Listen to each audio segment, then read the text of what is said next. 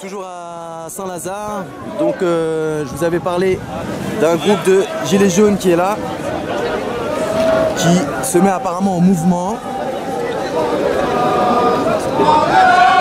Et là, on a les cheminots qui étaient dans la gare, qui s'étaient mis en assemblée dans la gare, qui sont en train de sortir de la gare. Voilà.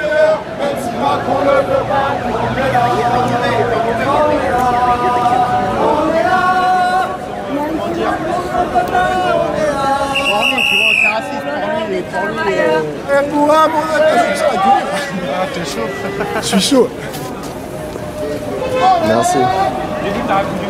Tous ensemble, tous ensemble. SNCF, les gilets jaunes. Excusez-moi, je peux vous poser des questions?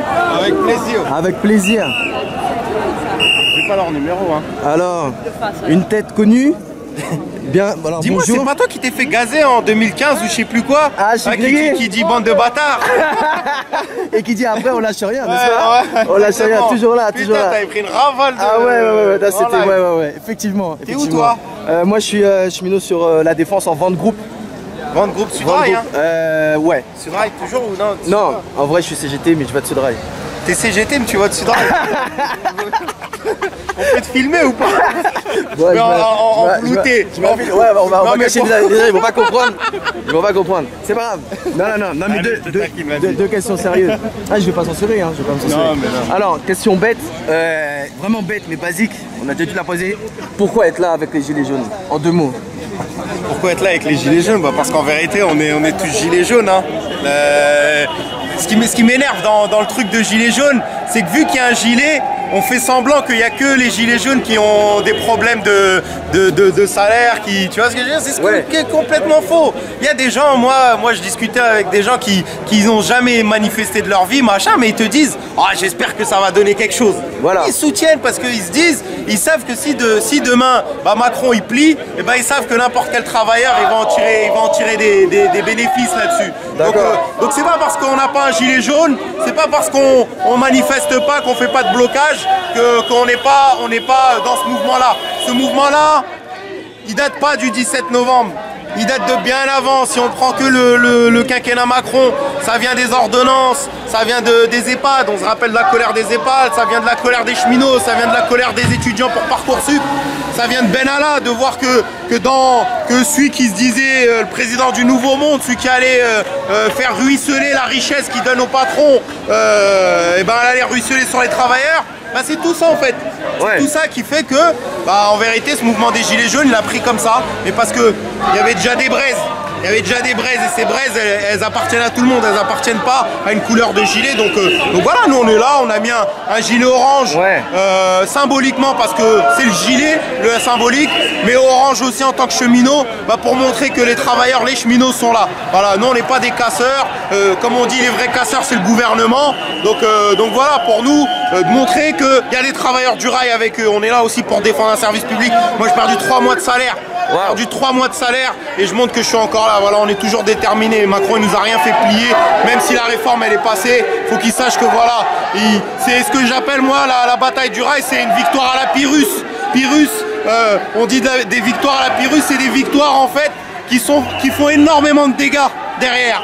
Et cette victoire en fait qu'il a eue sur le dos des cheminots, c'est une victoire à la Pyrrhus parce qu'elle a fait beaucoup de dégâts. Parce que tout le monde s'est rendu compte que pendant 3 mois, les simples cheminots, ils ont foutu un bazar pas possible, qu'en fait Jupiter, c'était pas Jupiter.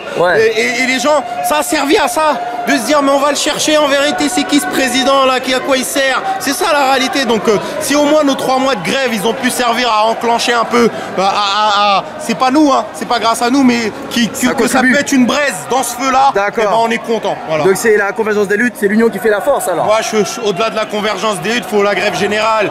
Il n'y a pas de différentes luttes, en vérité c'est toujours la même lutte, toujours une lutte de classe. Les gens ils disent quoi? L'ISF, on parle des riches, la classe bourgeoise, on demande les emplois, c'est qui? C'est le patronat. On demande la hausse des salaires, c'est qui? C'est le patronat. Donc c'est une lutte de classe. Une lutte de classe. Donc même si les gens ils ont voté Wauquiez ou Fillon, ou ils ont voté Parti Socialiste ou Poutou, ce que tu veux, au final ils ont le même truc. C'est-à-dire de dire la lutte de classe, c'est la classe bourgeoise, ceux qui nous dominent, on veut les faire descendre, on veut les tirer par la cravate et les ramener à terre. Et c'est ça ce que tout le monde est en train de demander, de la manière dont ils veulent, C'est ce rapport de domination qu'on essaye de casser. Voilà. Merci beaucoup. C'est mon ami. Merci. Et la manifestation commence à prendre forme. Une belle intervention, merci. Il y a du monde derrière. Et regardez là-bas.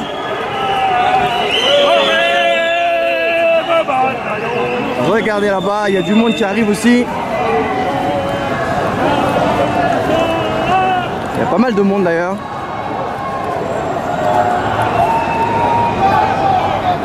La vidéo est un peu longue, mais comment voulez-vous couper tout ça? Comment voulez-vous couper tout ça? Alors je vous rassure, je ne sais pas faire de montage, d'accord? Enfin, montage si, mais je ne sais pas truquer les images